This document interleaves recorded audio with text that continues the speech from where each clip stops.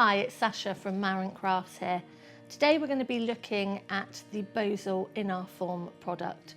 Now there are three different sorts of In-R-Form.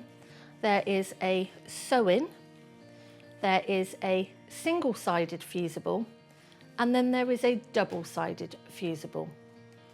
First of all, we're going to have a look at the sew-in. So the In-R-Form product, as it is a foam. It's about 1/4 of an inch thick. So this means you can do many projects with this foam. Bag makers love it, milliners love it for hat work, but you can also do various household storage buckets, storage pods, but you can also do many other things as well with this product. So the sew-in product is almost of a peach skin. It's very smooth. It means that you have to sew in this foam. This means you would put your fabrics on top and then you would pin them into place, or you would spray them with some sort of temporary adhesive spray. Once they're in place, you then can sew your lines, your quilting, your decorative stitches, whatever it may be, to attach those fabrics to this foam. If you decide not to stitch on this, what's going to happen is you're going to get a bagging. And this means the fabric is going to come away from the foam, so it does need securing. The next product we're going to look at is the single-sided. So the single-sided foam has the sew-in side, which is very soft, very smooth, but it also has the fusibility on the other side. So this is great for people that are not sure whether they want to sew in for their project or whether they want to fuse, but the option is there for both. You will see on here there is a grid-like fusing system on there, and this means that when the glue heats, it doesn't go everywhere, it doesn't melt all over that foam. It's also very clever in its technique that you don't have to worry about the other side heating too much, which we're going to go into a bit more with the double-sided. So the double-sided foam is a double-sided fusible, which means it has the glue on both sides.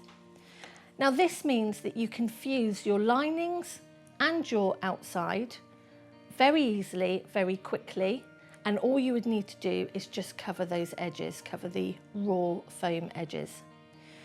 These make great quick and easy coasters, table mats, anything like that. But I'm going to show you first of all how you're going to fuse. Now the fusing is very clever on this product. What it actually means is when you're fusing your fabrics onto the top, the glue doesn't melt underneath. So you do not have to worry about putting your fabrics or getting those fabrics lined up underneath. And I think that's something that us crafters, us quilters, struggle with previously with other foams, that we have to make sure that your underneath is lined up with your top. When you were at home and you were doing any fusing, I would always recommend that you use some sort of greaseproof paper or something just to protect your iron. The glue isn't going to seep out everywhere. It's very handy if you haven't quite got enough fabric and you don't want that glue to go onto your iron or ironing board. So how I do my fusing is I take my little iron, I make sure it's on a hot, dry, we don't want any steam, and we're going to do a pressing technique. So we're going to press and hold, and you're going to continue that right the way across. The reason we do the pressing technique first is to make sure that we don't have any bubbles and we don't have any wrinkles in our fabric. So you get a really nice, smooth finish. Once you have adhered one side, then you can go ahead and smooth right the way along. And I always go from one side to the other, because if there is any wrinkles, you can actually be pushing them out. And as I was saying, this side is quite warm, but this side, the glue hasn't melted. So if you are doing piecing, or if you are doing something where you want a design centralised in the centre, it means that you can line this up really easily. So now we're going to go on to the other side. And again, we are going to place our fabric. And exactly the same technique, we're going to press and hold.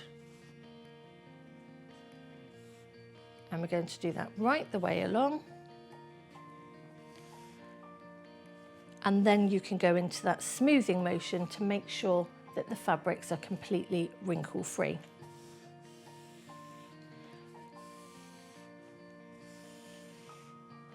So now we know that we're all fused, we're going to take this over to the sewing machine. Now you don't have to worry about the glue going on your needle or bunging up your machine or anything like that, because once it dries, it's completely solid again.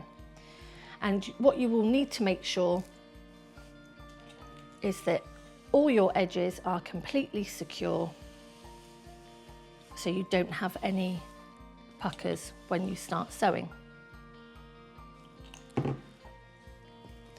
So we're going to go over to the sewing machine and I'm going to show you how easy it is to sew with your In-R-Form. I use a walking foot on my machine so it doesn't pucker and it doesn't pull. And this means that it is going over the foam evenly. I take my machine length up slightly and then I start to sew. And as you can see, it flows through the fabric beautifully and it creates these wonderful quilted lines within the foam. It's great for your decorative stitches or anything like that because they just seem to sink in to the foam. And we're just going to carry on sewing. And this goes for all the foams. They all sew really well. The machine stitches sink into the foam and it gives you a really nice tactile effect. So as you can see, you get this amazing channel with the quilting. And that's our tutorial on the Bosal In-R-Form.